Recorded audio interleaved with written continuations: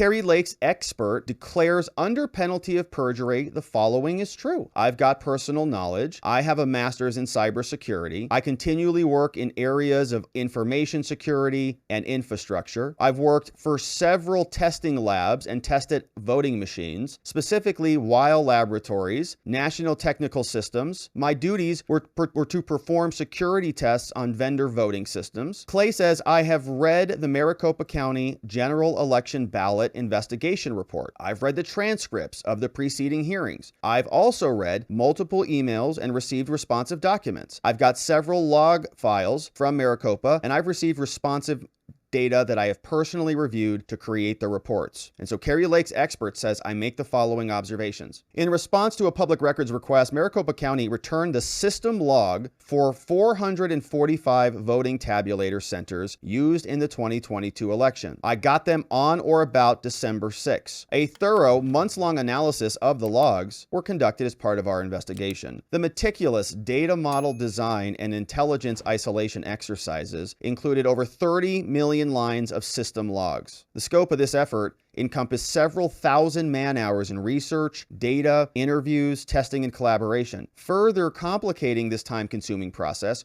were incomplete records that harmed our review. He says, to gain an accurate understanding of the 2020 election, multiple requests were filed. We got some of these, including issuing a subpoena to Senator Townsend. Specific information and data points sourced from the ballot-on-demand printers also came up from a report of Chief Justice of the Supreme Court, former of Arizona, called Justice McGregor. Through these efforts, we have been able to definitively make the following determination. Kari Lake's expert, Clay Parikh, says, none of the 446 voting center tabulators used on election day were tested for logic and accuracy on October 11th in violation of Arizona law. Zero, not one. The only testing of 446 centers with the same election project occurred after they certified the machines on October 14th, 17th, and 18th. Subjected to a testing average, each one of 9 ballots, only 9 got fed through. 260 of the 446 voting centers failed the clandestine post-certification test with the same, quote, ballot misread and the same, quote, paper jam errors that plague voters on election day.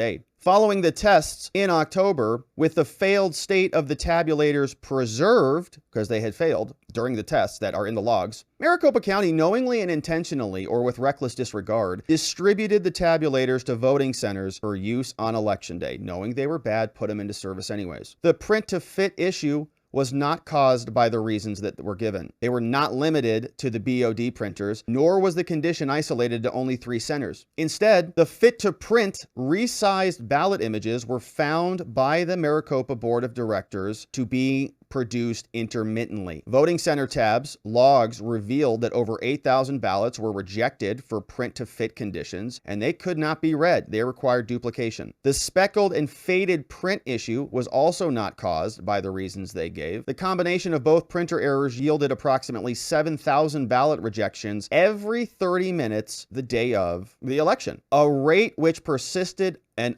was unmitigated from the times the polls opened until they were closed. 7,000 ballots every 30 minutes times a full day of voting is a lot of ballots that have problems. And most of the day of ballots would be going for Kari Lake, wouldn't they? Maricopa's testing, they say, did not comply with law. This is Kari Lake's expert, who presumably we're going to hear Kari Lake's lawyers disclose and hear from next week. Says the election procedures manual says specifically, the rules say, the Board of Supervisors or officer in charge of elections is responsible for performing the test on all voting equipment prior to each election. The conduct of the test must be overseen by at least 2 election staff or inspectors of different political parties and shall be open to observation by representatives from everywhere else. But systems logs and other records that were provided by Maricopa County from the government established that no vote center tabulators used on election day were tested for logic and accuracy on October 11th. They just weren't tested on that day. A failure to test all the equipment to be used is a failure to comply with the law. Maricopa County and the Arizona Secretary of State, Katie Hobbes, who conveniently was the Secretary of State, now happens to be the governor, both falsely certified that the testing was conducted in a public test on October 11th.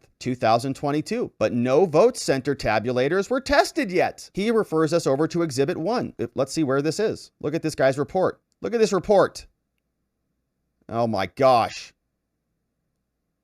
Exhibit 1 from Katie Hobbes's Department of State, Office of the Secretary of State. Isn't that interesting? Logic and Accuracy Equipment Certificate. Pursuant to the Arizona Revised Statutes, Arizona Secretary of State, Katie Hobbes, has completed the required logic and accuracy testing and certifies that the voting equipment, including accessible voting and tabulation equipment, met the requirements in Maricopa County for logic and accuracy testing standards on October 11th, 2022. Maricopa County will confirm that all early and provisional ballots from ICX accessible voting devices are duplicated prior to tabulation at central counting locations. Signed by the Secretary of State's office, her representatives. They also filled out this certificate of accuracy, alleging that in preparation for the November 8th election, this equipment was tested on October 11, 2022. We, the undersigned, do hereby certify that the pre-logic and accuracy test was conducted for November 8th in accordance with the law. We attest that the count produced by the equipment and programs was used correctly matched, and programs used correctly matched the predetermined manual tally of the votes provided. Bunch of people signing off on it. This person's, Kevin Gallagher, is a Republican. We got one Republican, another Republican. We've got two people from MCTEC, which is the Maricopa County Tabulation Center. We've got an office and another MCTEC, and we've got two Democrats. So we got Democrat, Democrat, Democrat. We got Democrat, Democrat, Democrat, and two Republicans are there. Jani Bryant and Kevin Gallagher, the Republicans. We've got the other Democrats who are on this list. Here's an invoice. Central Count Election Day Tab Test Deck. This invoice is from October 20th from Runbeck Election Services. And they're noting in the invoice the quantity of the ballots, and they're charging per ballot. This is interesting. So it looks like the rate per 1,000 is $290 per 1,000 ballots is the total. So we've got a couple dates. This was a test date. You see here, this test deck, and here's another test deck. And those look like they're, Election Day Tab Test Deck. Job number, so 27,000 ballots divided by 1,000 ballots equals 290 at a unit inventory equals about $8,000. What else do we have in exhibits? Total ballots inserted, 9, 5. Looks like these are the testing. 9, 5, 10 ballots here at Biltmore. Black Mountain had 5 ballots inserted. Total ballots, total misfeeds. Okay, yeah, that's what this number is. Look at all this. So apparently when they did the testing, we don't know exactly when that was. They say it was in the days after the 11th. But here you go. So they insert on this one 6 ballots, 17, 1 is bad, 17% error rate. 7 ballots go in, 2 are rejected, 29% error rate. This one, 10 ballots go in, Biltmore, nice part of town here. 5 of those are rejected, 50% rejection rate. And they're just going through the list. This is from their own logs, it looks like. 16 ballots went in, 6 rejected in Cave Creek, 38% rejected. 14 went in a Christian community church. That's a good place to make sure you get your ballots rejected. 43% of those. Definitely make sure the Kari Lake votes at the Christian community churches are thrown in the dumpster. Good call on that one. Here's another one. 15, Community of Christ. Oh, that's great. 5 out of 15, 33% of those are gone too. Interesting. 58% on this one. Dayspring United Methodists. Oh, the Methodists. 58% of them. Get rid of their ballots too. Yeah. Who else is here? What other religious people are here? Oh, yeah, let's see. Okay, you see the list. There's a whole lot of them. Wow, 70% on this one. Gilbert Freestone Rec Center. Wonder what they're up to. 21 ballots out of 30 that were inserted all got rejected. Looks like these are some pretty serious problems. 36% in Goodyear, 40% in a park school, 43% somewhere else, 50% in Levine. This is our election. 50% in the Love of Christ Lutherans. Oh, the Lutherans too. We almost forgot about the Lutherans. We got the Christians and the Methodist Christians and the Lutherans are here too. We've got 50% of their ballots right in the dumpster when they were testing them. All right, so you can see all the various different locations throughout Arizona, and they're assembling all of them. Here's what they get in conclusion. Logic and accuracy test. Over 50% failed. 260 looks like those failed. This reflects the date of the election, not the dates that the tapes were printed. A total of only 23 ballots were tested on the date of the election, not the date the tapes were printed. The printing was stopped and the tape is incomplete. It's cut short. Look at the details. He's looking at the paper. The paper's unsuitable. Media weight, printer settings. Let's go back to his narrative. He says the only testing of the 445 voting center tabulators with the same project occurred on October 14th, 17th, and 18th, saying the Maricopa Board of Directors does not identify any evidence that pre-election testing was performed in accordance with the law, nor was any reference made to the process or the testing results. This is a pretty noticeable admission, I'll say, as the report repeatedly refers to stress testing under the law. Arizona law requires that both central tabulators and the center tabulators are tested. Jarrett testified during trial. When asked about testing, he said the following: for the county's logic and accuracy test, that is to run test ballots through. For the county's test, it's thousands of test ballots through our tabulator equipment, both the central count tabulation equipment as well as the tabulation equipment that would be used at the vote centers. But the election manual states that the officer in charge of this election must utilize the actual election program for the election day, not a copy. One record that exists which documents all tabulator activity is called the tabulator log. A screenshot of this is below. This is what the tabulator log looks like. Looks like a command line interface, and it's just a text file. The system log for the tabulator begins on October 14th.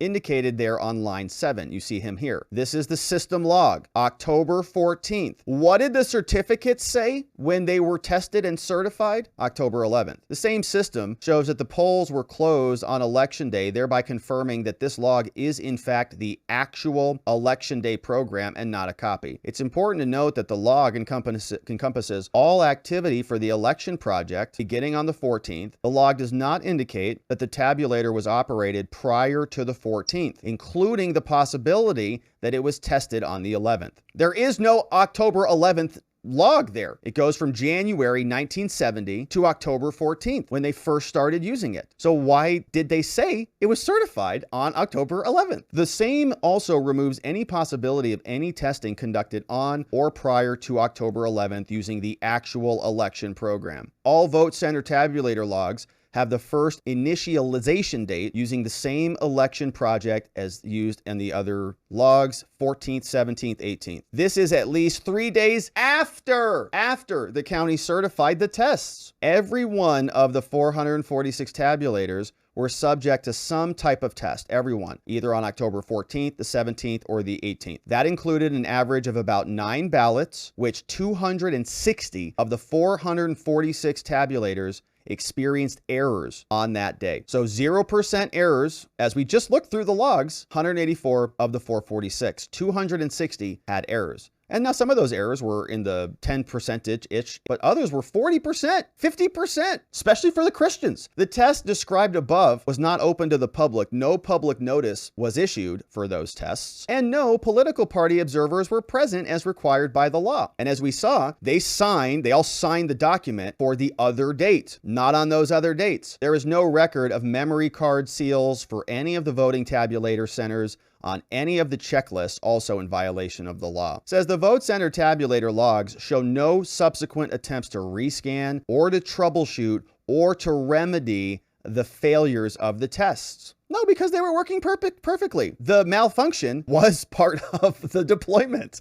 That's great. They go, oh, this one's 70% error rate. Perfect. Where should this one go? Oh yeah, put that in the Christian Methodist schools. Give that over to them. Considering the overwhelming failure of the vote centers during the post-certification testing as defined above, along with the absence of any actions to identify or rectify the cause of the failure, there remains no logical explanation other than that which was experienced on election day: continued failure. Maricopa County failed to provide the results aggregated by the election management system, and despite Maricopa County saying that they fact-checked, claiming that the purpose was to confirm the accuracy of the results, they wrote on their page, they wrote, the purpose of the test is to confirm that the votes are attributed to the correct candidates and the ballot measures in the election management system, and that each candidate and ballot measure receives the accurate number of votes. Predetermined results are compared against the results of the test. The equipment cannot be used in the election unless the results of the test are accurate. So they're saying our own tests say we can't use inaccurate equipment, but they know, they're on notice that they've got a ton of inaccurate equipment. The tabulators could not overcome the printer failures. This is what's leading to materiality. This leads to the actual change in the outcome of the election. They couldn't correct it after the errors were had on site. The first issue to point out from the footnote is that the central tabulators read all the ballots, but he says that's not actually true. The central tabulators do, and they did, reject defective ballots. I'll prove that later. But first, it is important to understand how the contest selections on a paper ballot are counted. Tabulators do not count or, quote, read directly from the document. They produce an electronic image of the ballot. Dominion voting system on both things connects with different software and creates an image in either black and white or grayscale at a certain dot per inch, depending on the jurisdiction's preferences. Only after this process is the ballot image passed to the software to analyze, authenticate, and then contest the selections. The software-controlled process, which digitally compares that electronic ballot to a predetermined map of the vote, so it's like an overlay, right? They put an image in, they say, we should have Katie Hobbs here, you should expect Kari Lake here. If you see a bubble here, that means Katie Hobbs. If you see a bubble here, that means Kari Lake. It's just a map that they just put over the top of it. The fit to print issue was not isolated to certain printers. The model makes up about 78% of the printer inventory, and it's widely used. He says there were major problems with testing. The samples were inadequate, and they also showed unmitigated problems. He says that Maricopa County officials referred to these as being able to scan defective ballots, but they were not able to scan defective ballots. How do I know? Here's the error counts that we saw. Back page grid error, 204 of those. Ballot ID not in the database, 84 of those. We had a back page grid error, over 1,000 of those. 838 of a front page grid error. Add them all up, the number is 3,000 problems. So when you discover errors during testing, it states that all failures must be reported to the Secretary of State, who in this election happened to be Katie Hobbs, who says, what are those errors about? Thanks for the notice. The tests that were conducted on October 14th and 17th and 18th have massive failures. Even though the test included only an average of 9 ballots, over half the voting centers failed the misfeed. You can see the chart again. One poll tape is printed before the polls open. Each tabulator is required to be tested, and many were missing. The tapes were missing. He says that the fit to print issue was an intentional malicious act. Ooh. During the Lake and Hobbs evidentiary hearing testimony, when questioned about the issues on Election Day, Scott Jarrett testified. He said, quote, well, a few of the other items that we've identified, though, as far as our on-ballot printer-on-demand printers, we did identify 3 locations that had a fit-to-paper setting that was a problem on Election Day. So those were at Journey Church in Glendale. They had about 200 or a little over 200 ballots out of about 1,500. That would be the same with Gateway Fellowship, East Mesa. They had 900 ballots out of just 2,000. And then we had an LDS church, yes, the Mormons, in the heart of Tempe that had 60 out of 1,500.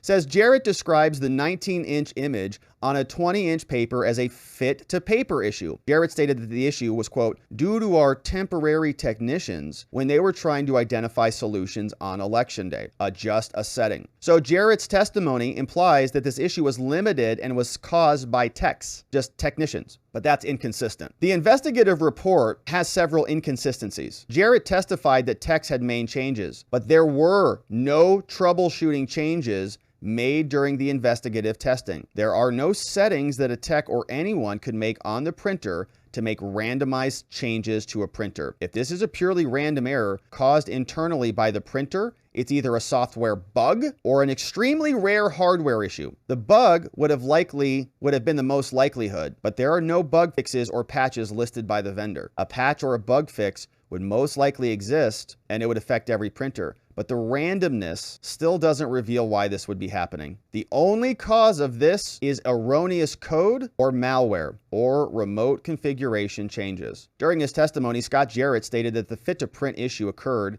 because Tex adjusted a printer setting while troubleshooting a, quote, speckled ballot. His testimony is inconsistent with other evidence, including McGregor's report, saying that printers randomly selected 19-inch ballots for unknown reasons at unpredictable times, at weird intervals with strange technical data, indicating that no settings or combinations of settings could have caused the change. The fit to print issue rose on election day, and it precludes the possibility that it changed from settings. Two printers use different hardware and software, so the most likely cause is its software control external to all of the printers. That possibility was not investigated nor even considered by the McGregor team because they lack the expertise to dig in. Scott Jarrett's testimony also indicated that it was limited to just 3 locations. That's not true. The rates of occurrence say that 8,000 or more may have been impacted by the issue. For example, at Victory Church, they had issues. Here's a screenshot from the logs. Out of 15 ballots I looked at, 14 of them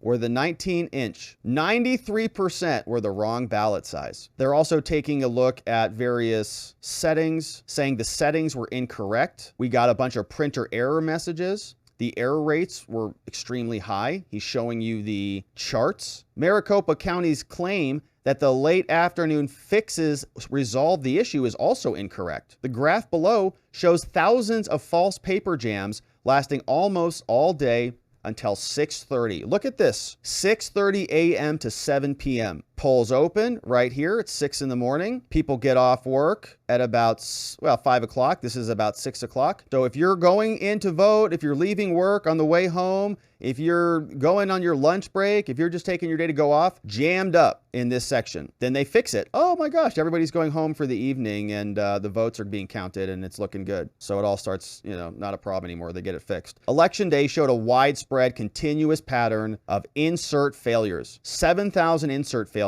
every 30 minutes from 7 a.m. on. Here's what it looks like. Election day starts. Now imagine if you're Katie Hobbes and you're a Democrat and you're running for governor and Kari Lake is the Secretary of State in charge of running elections, and something like this happens to you and all of your voters were supposed to be there on election day voting for you. And this is what it looks like. 30-minute intervals on election day. Count of ballot insert failures. Here's what it looks like. Look at this. Goes all the way up, 7,000. It's hovering around 7,000 on average, bumping up over 8,000 at some numbers. All day. And then it trickles back down at the conclusion. 71%, nearly 3/4, were involuntarily rejected, using a threshold of misfeeds over 20%. 71% were involuntarily rejected. Extraordinarily high threshold. Absolutely nuts. So if this were anybody else, if this were any other election for a Democrat, there would be an absolute national meltdown over this being stolen away from the Democrats. But here, it's not even it's over. It's over already. All right. Stop crying about it, you conspiracy theorists. This was signed by Parikh, and he will be the expert witness, hopefully, that we hear from next week, presuming that Kari Lake and her lawyers get permission to bring him in from the judge.